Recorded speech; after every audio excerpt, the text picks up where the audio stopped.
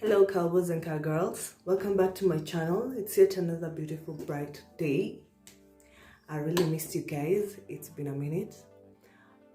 Today we are going to talk of etiquette, online etiquette in meetings. Zoom meeting, WhatsApp meetings, Facebook meetings, whatever kind of meetings.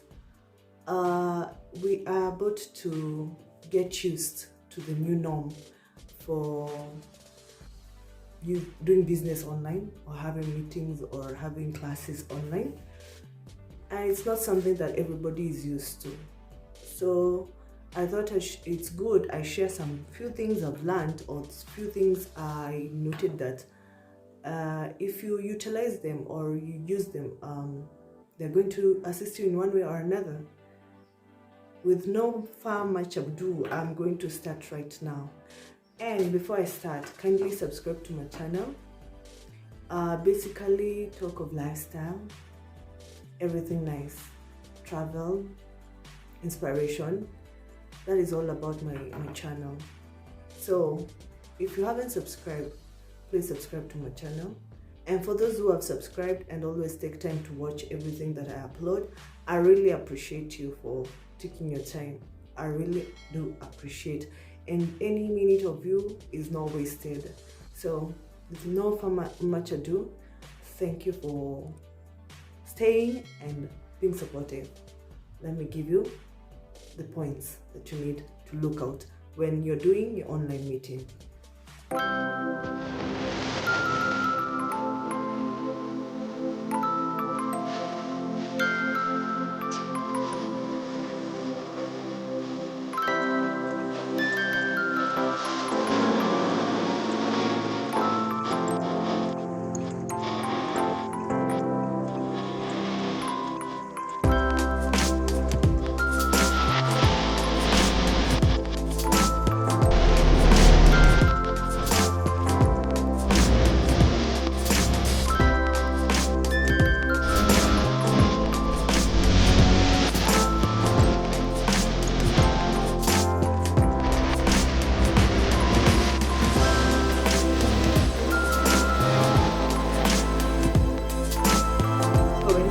Looking down, I'll be giving you the actual points. And onto the first one is keeping time for your meetings. You see, what happens is at times maybe your boss or the person you're doing maybe a webinar or Zoom will send you a certain link. It's good, and it's always good to always prepare in advance due to either issues of network from the location you're doing your meeting on, and also as well to just be prepared psychologically, just like any other meeting on a daily basis on actual physical presence.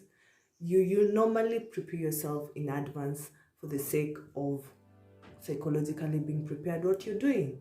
So I would advise you on my first point, you keep time so that you can be able to know if your network in your place is good, if you already acquired the link or the process you're supposed to use to attend the meeting, and also just be on time.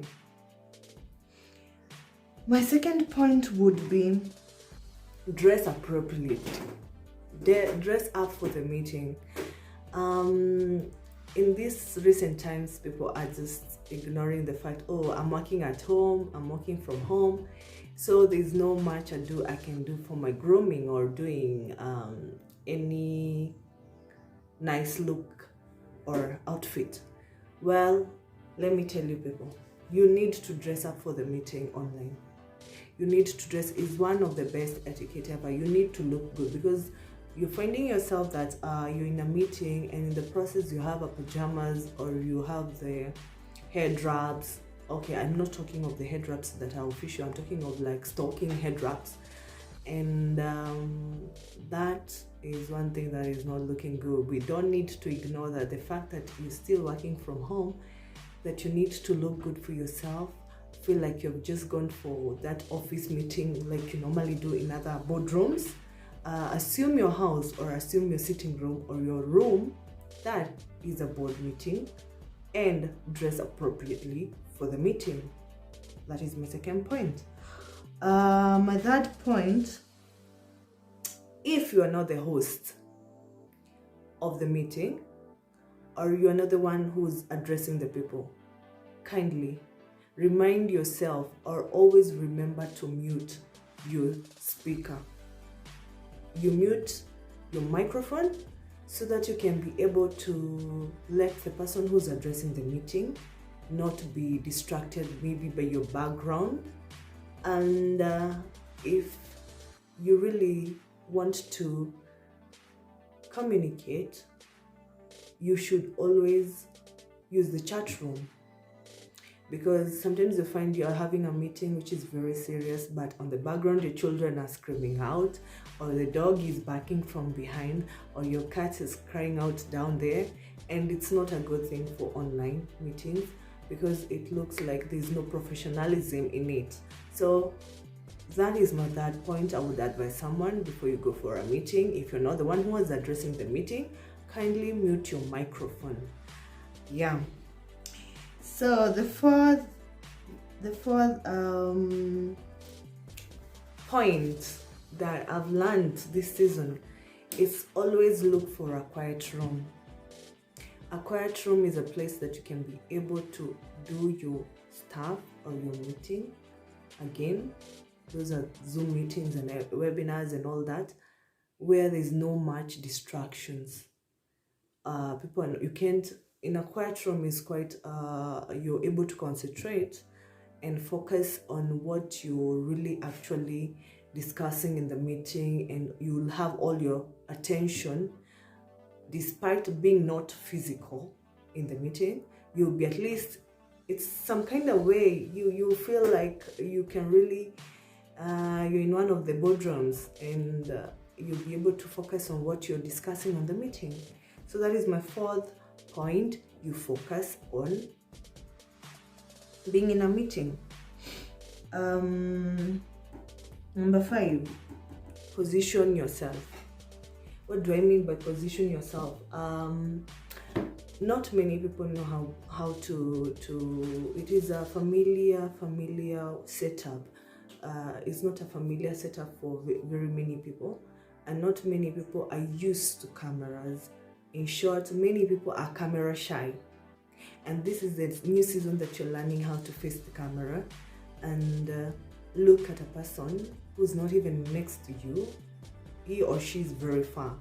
So you need to consider one on the few, those are a bit of technical issues that you don't know that you can use your gadget for, like, that is lighting and how to face a camera and how to set up your place of meeting. So you don't need to make yourself that you have a blurry photo. So you need to avoid shooting against the light. What do I mean? You can't go and sit next to your window. The reflection of the light from the window will make the other people on the other side on your meeting not to see you, because it will shadow your face. So you need to know how to position yourself for your camera or for your gadget that you're using to Zoom, or the room that has you're going to Zoom for your meeting for. You need to have a room that is having good lighting as well, for not bringing shadows or positioning. Just like the way I'm looking at you people, this is how you're supposed to face your members as you're doing the meeting. So position yourself in a place that there's good lighting and avoid overshadowing your face for people to see you. Point number 6, avoid indulging. What do I mean about avoid indulging? Avoid multitasking. Stay focused in the meeting. Don't go in a meeting and you're busy binging on something, or you're busy talking or with other people in the household, or you're busy calling out names, or you're busy drinking or sipping on something. It doesn't look good, doesn't look professional. So one of the things that people, since we are working from home, people are comfortable with the fact that just because I'm working from home, I have liberty to drink. It's good to drink, it's good to eat, but excuse yourself. You probably, the best way to do is to mute your video. In short, switch off your video camera to go first of all drink, but don't leave the meeting. I didn't say you leave the meeting. You switch off your camera from video mode to your profile.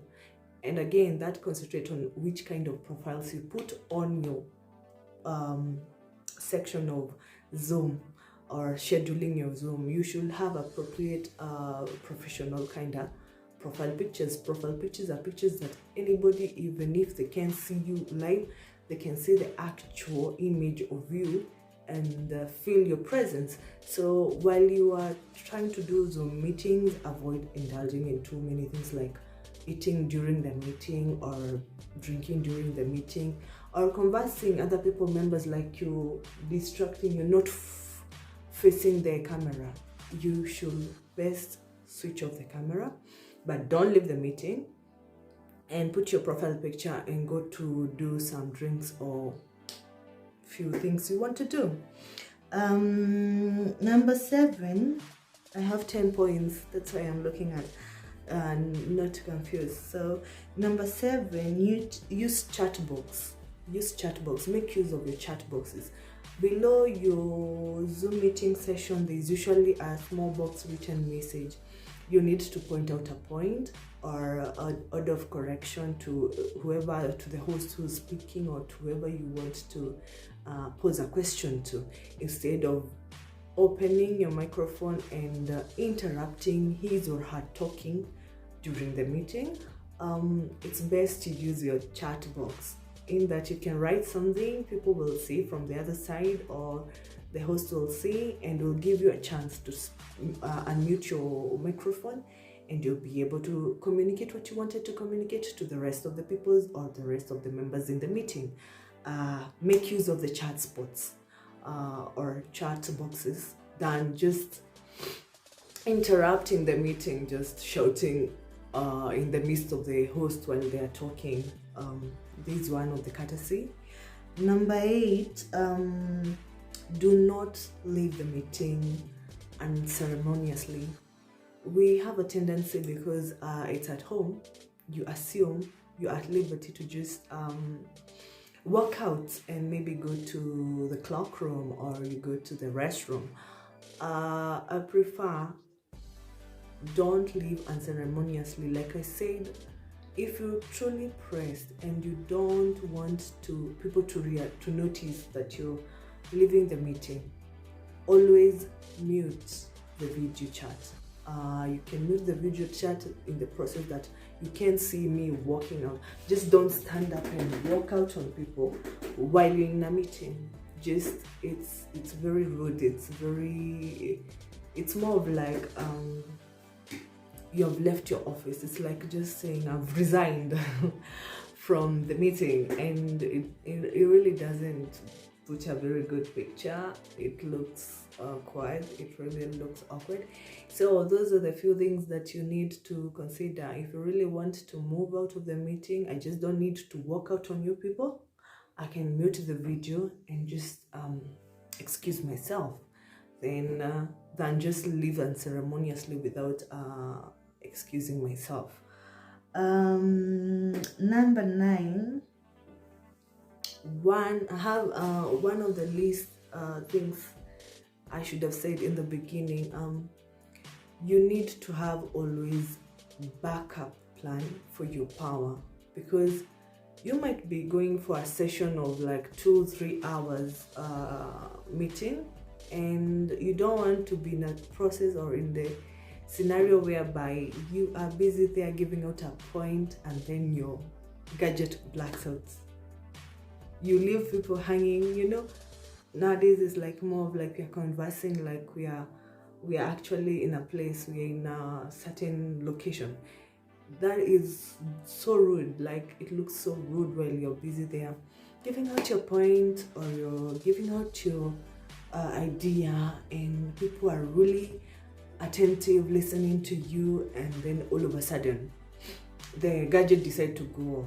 So if you know you're scheduling for a meeting of long hours or 3 to 4 hours, kindly consider backup plan for your power and your gadget to be always set all the times. Then the gadget overruns and then it goes off while you're giving a point, or they are giving out a certain idea. So always have a backup plan, either power banks or a generator. And last and not least, keep eye contact. Above all this, your eye contact should be always focused on the camera.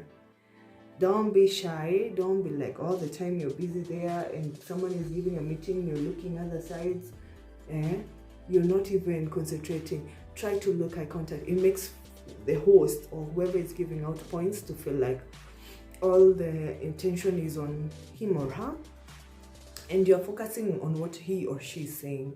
So always maintain eye contact in whatever time or meeting you're in.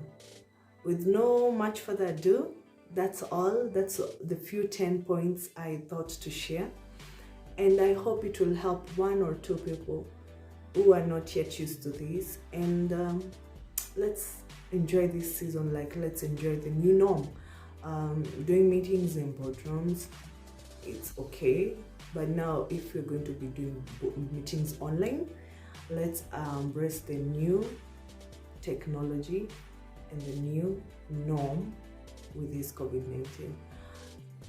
Otherwise, God bless you.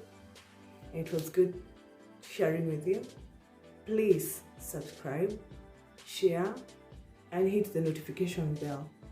And if you want more of these kind of talks or kind of teachings, because I thought I should do like a series of how to behave online or how to behave in front of a camera, please comment below and tell me these are the kind of videos you would love to hear from me, and I will really appreciate.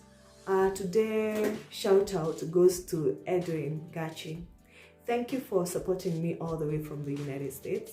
I really appreciate your support, continuous support of watching my video. And for all of you who are silent people who watch my videos, I really appreciate every moment that you watch. And God bless you, God bless you, God bless you. Till next time, bye. It's goodbye for now.